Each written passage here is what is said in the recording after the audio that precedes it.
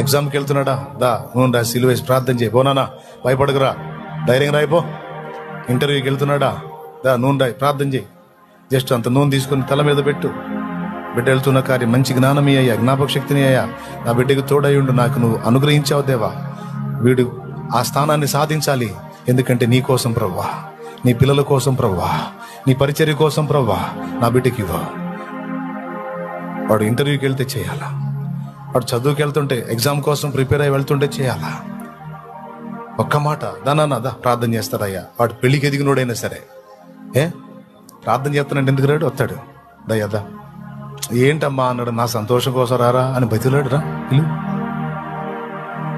ముందు నుంచే వాడిని భక్తిలో పెంచావనుకోడు అన్నాడు. ఇక ఏందమ్మా అన్నాడు, నూనె తీసురా అంటే వాడే వాడే వస్తాడు. అసలు అవసరం అయితే, అమ్మా నేను వెళ్తున్నాను, ఇంటర్వ్యూకి వెళ్తున్నాను, ప్రార్థన చేయమ్మా అని వాడే తెస్తాడు నూనె. అట్లా తయారు చేయాల.